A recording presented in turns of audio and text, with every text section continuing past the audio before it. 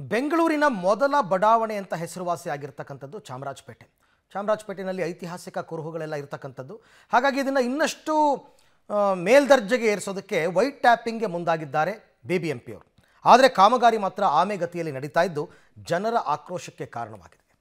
ಚಾಮರಾಜಪೇಟೆಯಲ್ಲಿ white tapping ಕಾಮಗಾರಿ ಶುರುವಾಗಿ 2 ತಿಂಗಳಾದರೂ ಇನ್ನೂ ಪೈಪ್ ಅಳವಡಿಕೆ, ಯಾವುದೇ ಸೇಫ್ಟಿ ಇಲ್ಲದೆ ಬೃಹತ್ ಪೈಪ್ಗಳ ಅಳವಡಿಕೆ. ಬೆಂಗಳೂರಲ್ಲಿ ಕಾಮಗಾರಿಗಳು ನಡೆಯುತ್ತೆ, ಆದರೆ ಕಾಮಗಾರಿಗಳು ನಡೆಯೋ ಜಾಗದಲ್ಲಿ ಮುನ್ನೆಚ್ಚರಿಕೆ ಕ್ರಮಗಳಾಗ್ತಿಲ್ಲ.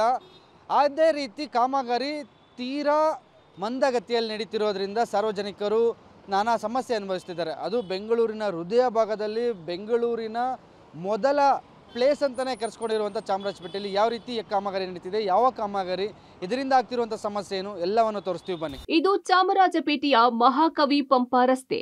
ಇಲ್ಲಿ ಕನ್ನಡ ಇತಿಹಾಸವಿರೋ ಕನ್ನಡ ಸಾಹಿತ್ಯ ಪರಿಷತ್, ಸಂಸ್ಕೃತ ವಿಶ್ವವಿದ್ಯಾನಿಲಯ, ಮಕ್ಕಳ ಕೂಟ, ಹೀಗೆ ಅನೇಕ ಐತಿಹಾಸಿಕ ಕಟ್ಟಡಗಳಿರುವಂತಹ ರಸ್ತೆ. ಈ ರಸ್ತೆಯನ್ನ ಬಿಬಿಎಂಪಿ ವೈಟ್ ಟ್ಯಾಪಿಂಗ್ ರಸ್ತೆಯನ್ನಾಗಿ ಮಾಡೋಕೆ ಶುರು ಮಾಡಿದೆ. ಡಿಸಿಎಂ ಡಿಕೆ ಶಿವಕುಮಾರ್ ಅವರೇ ಇಲ್ಲಿನ ಕಾಮಗಾರಿಗೆ ಚಾಲನೆ ಕೊಟ್ಟು 2.5 ತಿಂಗಳು ಕಳೀತಾ ಇದೆ. 400 ಮೀಟರ್ ರಸ್ತೆಯ ಕಾಮಗಾರಿ ತೀರಾ ವಿಳಂಬವಾಗಿ ನಡೀತಾ ಇದ್ದು, ಇಲ್ಲಿಯವರೆಗೆ ಕೇವಲ ಮಳೆ ನೀರು ಹರಿದು ಹೋಗೋಕೆ ಕೊಳವೆಗಳನ್ನ ಅಳವಡಿಸೋ ಕೆಲಸ ಮಾಡಲಾಗ್ತಾ ಇದೆ. ಆದರೆ ಕಾಮಗಾರಿಯ ವೇಗ ಮತ್ತು ಕಾರ್ಯವೈಖರಿಯಿಂದ ಅನೇಕ ಸಮಸ್ಯೆಗಳಾಗಿದ್ದು, ಮುಂಜಾಗ್ರತೆ ಕ್ರಮಗಳೇ ಇಲ್ಲದೆ ಇರೋದ್ರಿಂದ ಅನಾಹುತಗಳಾಗುವ ಸಾಧ್ಯತೆ ಇದೆ. ದೃಶ್ಯಗಳಲ್ಲಿ ನೋಡಬಹುದು, ನಾನು ಕನ್ನಡ ಸಾಹಿತ್ಯ ಪರಿಷತ್ನ ಮುಂಭಾಗದಲ್ಲಿದ್ದೇನೆ. ವೈಟ್ ಟ್ಯಾಪಿಂಗ್ ಕೆಲಸದ ಸರಿಯಾದ ರೀತಿಯಲ್ಲಿ ಮಾಡದೇ ಇರೋದಕ್ಕೆ ನೋಡ್ತಿದ್ದೀರಾ, ಸರಳುಗಳು ಕಬ್ಬಿಣದ, ಇಲ್ಲಿ ಏನು ಮಳೆ ನೀರು ಹೋಗೋದಕ್ಕೆ ಚೇಂಬರ್ ವ್ಯವಸ್ಥೆ ಏನು ಮಾಡ್ತಿದ್ದಾರೆ, ಕಬ್ಬಿಣದ ಸರಳುಗಳು ಯಾವ ರೀತಿ ನಿಂತಿದೆ ಅಂತ. ಇದಕ್ಕೆ ಯಾವುದೇ ರೀತಿಯ ಬ್ಯಾರಿಕೇಡ್ಗಳು ಅಳವಡಿಕೆ ಮಾಡಿಲ್ಲ. ಮುಖ್ಯ ಸಮಸ್ಯೆ ಅದೇನೆ, ಬ್ಯಾರಿಕೇಡ್ಗಳನ್ನ ಅಳವಡಿಕೆ ಮಾಡಬೇಕಾಗಿತ್ತು ಮತ್ತು ಏನು ಮುಚ್ಚಬೇಕಾಗಿತ್ತು ಗುಂಡಿಗಳನ್ನು. ಪಕ್ಕದಲ್ಲಿ ಈ ಹಿಂದೆ ಇದ್ದಂಥ ಹಳೆ ಚೇಂಬರ್ ಒಂದು ಓಪನ್ ಮಾಡಿದ್ದಾರೆ. ಇಲ್ಲಿ ಯಾವುದೇ ರೀತಿಯ ಬ್ಯಾರಿಕೇಡ್ಗಳ ಅಳವಡಿಕೆ ಮಾಡದೇ ಇರುವಂಥದ್ದು ಎದ್ದು ಕಾಣಿಸ್ತಿದೆ. ಇಲ್ಲಿ ನಡೆಯುತ್ತಿರೋ ಕಾಮಗಾರಿಯಿಂದ ಸ್ಥಳೀಯರು ಅನೇಕ ರೀತಿಯ ಸಮಸ್ಯೆಗಳನ್ನ ಅನುಭವಿಸುತ್ತಿದ್ದಾರೆ. ಇದು ಮುಖ್ಯ ರಸ್ತೆ ಆಗಿರೋದ್ರಿಂದ ಬಿಬಿಎಂಪಿ ಇಲ್ಲಿ ವೇಗವಾಗಿ ಕೆಲಸ ಮಾಡಬೇಕು. ಹೀಗೆ ನಿಧಾನವಾಗಿ ಕೆಲಸ ಮಾಡೋದ್ರ ಜೊತೆಗೆ ಕಾಮಗಾರಿ ನಡೀತಾ ಇರೋ ಜಾಗದಲ್ಲಿ ಸರಿಯಾಗಿ ಬಂದೋಬಸ್ತ್ ಮಾಡದೇ ಇರೋದ್ರಿಂದ ವಾಹನ ಸವಾರರ ಪ್ರಾಣಕ್ಕೆ ಸಂಚಕಾರವಾಗಿದೆ. ಇಲ್ಲಿ ಬ್ಯಾರಿಕೇಡ್ ಹಾಕಿ ಸರಿಯಾಗಿ ಕಾಣುವ ಟೇಪ್ ಹಾಕಬೇಕು. ಹಾಗೆಯೇ ಕಾಮಗಾರಿಯನ್ನ ವಿಳಂಬ ಮಾಡದೆ ತ್ವರಿತಗತಿಯಲ್ಲಿ ಮಾಡಬೇಕು ಅಂತಿದ್ದಾರೆ ಸ್ಥಳೀಯರು.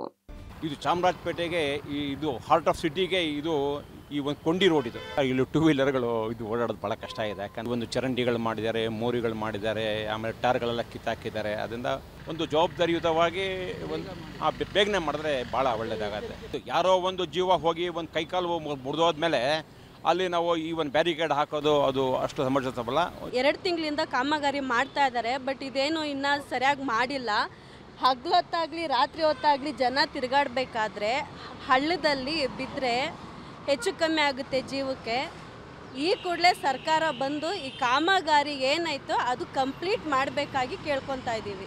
ಮೊನ್ನೆಯಷ್ಟೇ ನಾಗವಾರದಲ್ಲಿ ಮೋರಿ ಕೆಲಸ ಮಾಡಿ ಕಬ್ಬಿಣದ ರಾಡ್ಗಳನ್ನ ಬಿಟ್ಟ ಪರಿಣಾಮ ಒಬ್ಬ ವ್ಯಕ್ತಿ ಸಾವನ್ನಪ್ಪಿದ್ದು, ಇಲ್ಲೂ ಅಂತಹದ್ದೇ ಅನಾಹುತ ಆಗುವ ಆತಂಕವಿದೆ. ಅದು ಹೇಗೆ ಅನ್ನೋದನ್ನ ನೀವೇ ನೋಡಿದ್ರಲ್ಲ. ಮಳೆ ನೀರು ಹೋಗಲು ಅಳವಡಿಕೆ ಮಾಡಿರೋ ಬೃಹತ್ ಪೈಪ್ನ ಚೇಂಬರ್ ಬಳಿ ಕಬ್ಬಿಣದ ಸರಳುಗಳು ಹೇಗೆ ಚಾಚಿವೆ ಅಂತ ಬಿಬಿಎಂಪಿ ಗುತ್ತಿಗೆ ಪಡೆದವರು ನಿಗಾವಹಿಸಿ ರಕ್ಷಣಾತ್ಮಕ ಕ್ರಮದಲ್ಲಿ ಕೆಲಸ ಮಾಡುವಂತೆ ಸೂಚಿಸಲಾಗಿದೆ.